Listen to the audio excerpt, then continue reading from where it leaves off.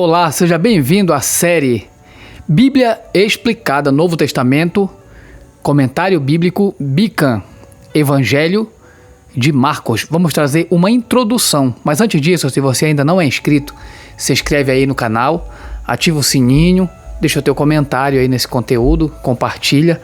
Vamos ver uma sinopse desse comentário, que é justamente esse que eu tenho aqui. Eles são 10 volumes, como você pode ver na capa do vídeo. São 10 volumes, 5 para o antigo, 5 para o novo. Esse é o livro 6. Olha só, vamos ver uma sinopse antes de entrar na introdução ao livro. O comentário bíblico Bican traz uma interpretação abrangente da Bíblia Sagrada, elaborada por 40 teólogos evangélicos conservadores. São 10 volumes, 5 para o Antigo, 5 para o Novo Testamento. Em cada livro bíblico são comentados versículos de forma expositiva, exegética e sempre com uma sugestão homilética, o que torna o Bican particularmente útil para pregadores e professores da escola dominical. Mas também ele tem uma característica devocional que faz dele uma obra cativante e indispensável a todos os crentes que desejam estudar a palavra de Deus. Bican traz erudição teológica, todavia em um tom equilibrado na sua interpretação e no seu objetivo inspiracional. Seu formato é atraente e prático. Seus comentaristas e editores acreditam que esta obra é de grande valor para todos que buscam descobrir as verdades profundas da palavra de Deus que subsiste eternamente. Vamos entrar agora na introdução ao livro. Introdução ao livro do Evangelho de Marcos. Vamos ver sobre a origem do Evangelho, a data e o local. A parte A é a origem, a B é a data e o local. A parte C é as fontes. Vamos ver sobre essas fontes para a gente compreender bastante. E a parte D, os milagres. E a parte E, o propósito desse evangelho, para a gente compreender numa introdução precisa do evangelho de São Marcos. Vamos ver a parte A, a origem. Embora o Evangelho de Marcos em si mesmo seja anônimo, os títulos dos 4 evangelhos foram adicionados mais tarde. É praticamente certo que o autor foi João Marcos, o nativo de Jerusalém, primo de Barnabé, um associado íntimo de Pedro e talvez também de Paulo. Desde o início do século II, o nome de Marcos e nenhum outro tem sido sempre associado com este evangelho. Esse é um fato notável. E em uma época em que a igreja procurava atribuir autoridade apostólica à sua literatura, é totalmente improvável que um nome secundário pudesse estar associado com um evangelho, a menos que houvesse uma boa razão para isso. Pápias, Justino, o Marte, o prólogo antimaçonita de Marcos, Irineu e o cânon moratório, todos atribuem o evangelho de Marcos como o intérprete de Pedro. Nas palavras de Vincent Taylor, não pode haver dúvida de que o autor do evangelho foi Marcos, o assistente de Pedro. Foram levantadas algumas dúvidas quanto a este Marcos poder ser identificado com o Marcos do Novo Testamento. Mas as objeções, elas não são de peso e o consenso é que a identificação deve ser feita. Podemos assumir como praticamente certo que o Marcos, que escreveu o Evangelho, aquele mencionado em 1 Pedro capítulo 5, versículo 13, o Marcos do livro de Atos e das cartas de Paulo são a mesma pessoa. A implicação de tudo isso deve estar clara. Se o primeiro Evangelho surgiu da pena de um homem que tinha contato íntimo com os primeiros líderes da jovem igreja cristã, podemos ter certeza de que ele nos deu um relato preciso e historicamente confiável da vida e do ministério de Jesus.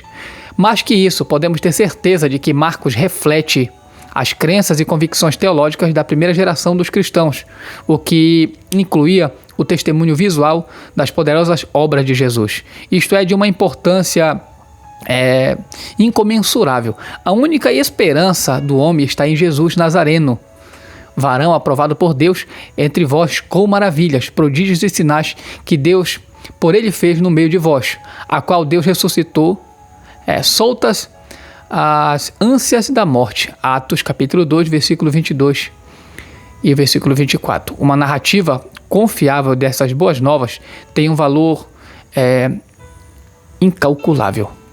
Vamos ver a parte B. Vimos a parte A, vamos ver a parte B, que fala sobre data e o local.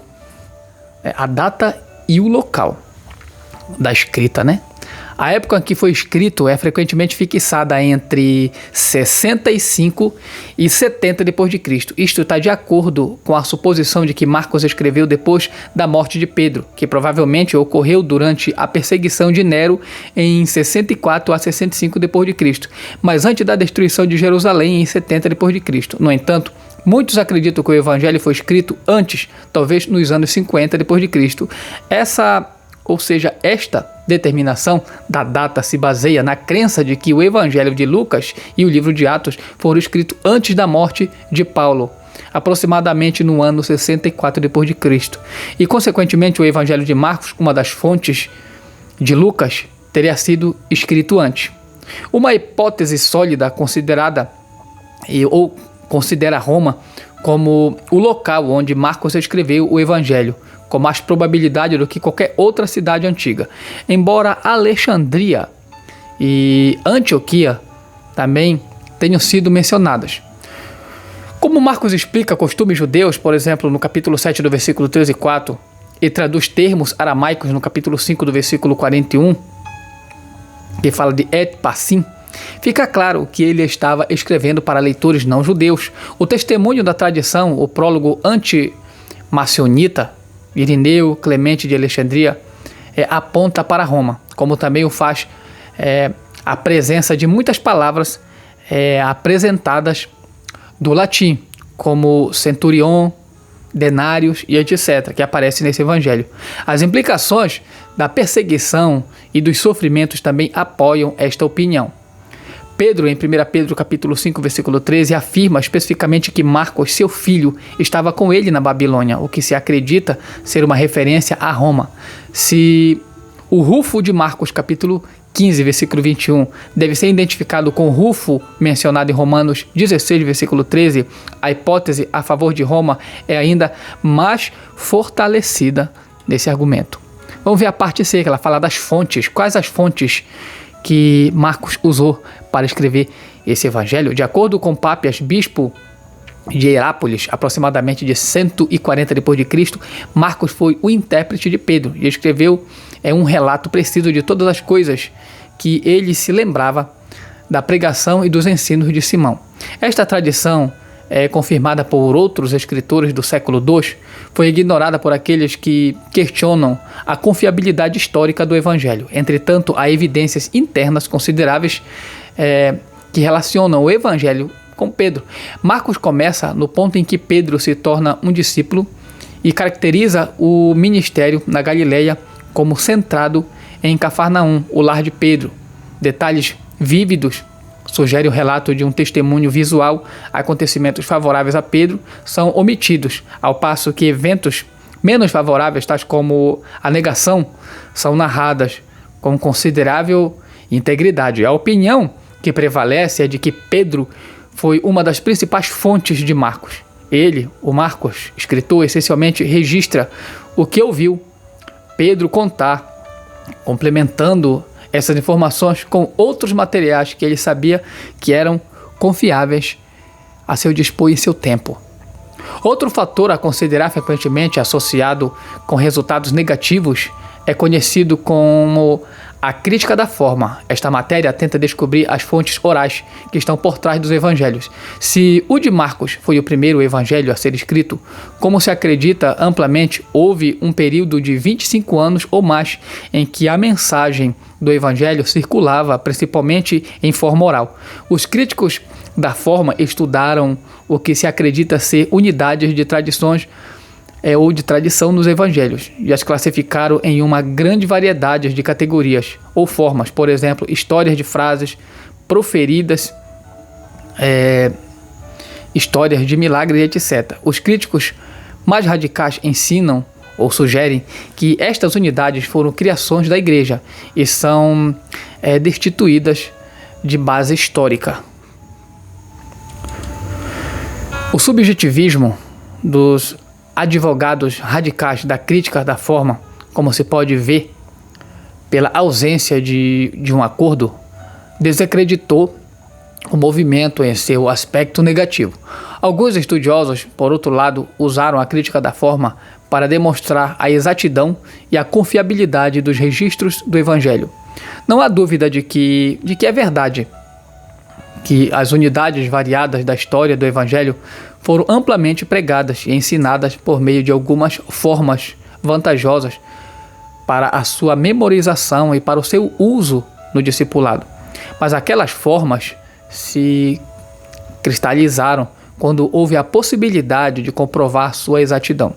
João Marcos, ele não poderia ter escrito e circulado com sucesso um relato da vida e dos ensinos de Jesus que fosse contrário aos fatos ainda largamente conhecidos durante a geração posterior à crucificação.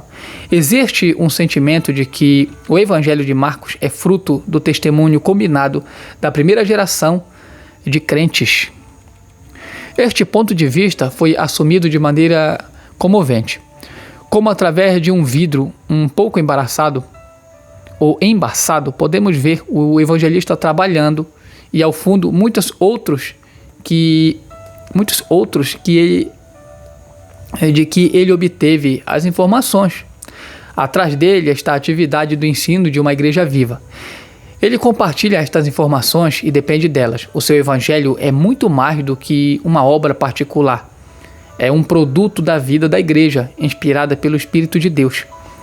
Portanto, as fontes de Marcos foram principalmente a pregação e o ministério e ensino de Pedro, combinados com elementos da tradição oral e das suas próprias lembranças pessoais, possivelmente com alguns documentos escritos. Vamos ver a parte D, que fala sobre os milagres. Talvez seja justo dizer que a igreja passou por um período durante o qual o elemento miraculoso da Bíblia esteve grandemente desacreditado. A atmosfera dos nossos dias é mais amiga da ideia dos milagres. A ciência tem uma visão mais humilde dos limites das leis naturais. Já não existe mais nenhuma razão para negar, com base na ciência ou na filosofia, que Deus pôde usar forças ou leis que o homem ainda não descobriu. Talvez ficou claro através dos estudos bíblicos e teológicos que a tradição dos primeiros cristãos está permeada por uma crença nos milagres dos evangelhos. Certamente uma pessoa é livre, com base na sua própria filosofia e nas suas suposições, para rejeitar os milagres, mas ela deve, ao mesmo tempo, admitir que essa postura não é coerente com o cristianismo histórico. Nós somos gratos pelo renascimento contemporâneo do cristianismo evangélico histórico, com a sua firme confiança de que Jesus, o Jesus de Nazaré, foi verdadeiramente um varão aprovado por Deus, com maravilhas e prodígios e sinais, como se pode ver em Atos capítulo 2, versículo 22. Por mais dignos que possam ser os motivos de homens como Bultmann, é possível que tenham interpretado mal o pensamento moderno, porque ali reside uma profunda fome. De qualquer maneira, a pregação da doutrina da cruz sempre pareceu tolice para aqueles que perecem. E ainda é verdade que na sabedoria de Deus, ele escolheu salvar os homens pela loucura da pregação, como se pode ver em 1 Coríntios 1, versículo 21. E felizmente, muitos dos melhores cientistas, filósofos e estudiosos bíblicos são humildes crentes em uma abordagem sobrenatural do cristianismo histórico. Vamos ver a parte E. Qual o propósito? Vamos ver o propósito desse evangelho. Uma das conclusões inequívocas dos estudos bíblicos é a de que os evangelhos foram escritos com objetivo religioso e teológico. Embora Marcos não expresse o seu objetivo tão abertamente como João o faz, ele não seria essencialmente diferente. Estes, porém, foram escritos para que creias que Jesus é o Cristo, o Filho de Deus, e para que, crendo, tenhas vida em seu nome, como relata o evangelista João, o apóstolo João, no capítulo 20 do Evangelho de João, versículo 31. Isto significa que os evangelistas não tinham interesse nos fatos históricos. Existem boas razões para acreditar que o trabalho deles seja historicamente confiável. No entanto, isto significa que eles escreveram com um objetivo religioso em mente, e não com a preocupação de estar de acordo com os cânones da pesquisa histórica moderna que a conhecemos. Por meio do testemunho de Pedro e de outras testemunhas, possivelmente incluindo as suas próprias lembranças, o Marcos do Evangelho, teve uma visão do homem de Nazaré, que também foi o Messias, o celestial Filho do Homem e o Filho de Deus. Nele o reino de Deus se aproximou. Este poderoso Filho de Deus enfrentou Satanás e os seus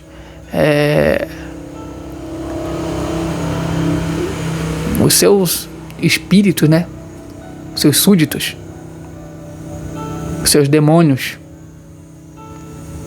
enfermidades e a morte, em um conflito mortal, e emergiu como vencedor, como nós o conhecemos no próprio Evangelho. Marcos queria que toda a humanidade visse o servo sofredor e que o seguisse até o Gólgota, passando pelo sepulcro vazio e chegando até a glória que há de vir. Ele queria encorajar e proteger os crentes que se preparavam para enfrentar o ostracismo, a ridicularização e o brutal martírio sobre os imperadores romanos hostis. E foi assim que João Marcos, exatamente assim, que uma vez falhou e desapontou o apóstolo Paulo, como você pode ver em Atos capítulo 13, versículo 13, e no capítulo 15, do versículo 36 ao 39. Tomou uma pena e um papiro e registrou esta história para todas as épocas. Ele a contou ansiosamente, usando o presente histórico e o imperfeito, como se os eventos estivessem acontecendo diante dos seus olhos. Entremeando a sua narrativa com a palavra eutos, que é logo ou imediatamente. Logo ou imediatamente, que vem da palavra grega eutos. E conectando as suas frases com kai grego, que significa também e. Ele escreveu o Evangelho da ação com vivacidade, colorido e detalhes que somente uma testemunha poderia recordar. Embora aparentemente simples e natural, o resultado foi, na verdade, um documento religioso profundo, solidamente baseado nos fatos, que é verdadeiramente a palavra do nosso Deus. Poderoso Filho de Deus, Salvador, eterno e vivo. Ele reconhece o caminho, ele nos conduzirá com bastante segurança. Que Deus abençoe a tua vida. Essa é só a introdução da série de cada um dos livros do Novo Testamento, do comentário bíblico Bican, que nós estaremos dando, juntamente com outros que virão posteriormente sobre o Antigo Testamento. Fiquem com Deus e compartilha com o amigo, com o grupo, com os familiares. Salve esse vídeo. Que Deus abençoe a tua vida. Até a próxima.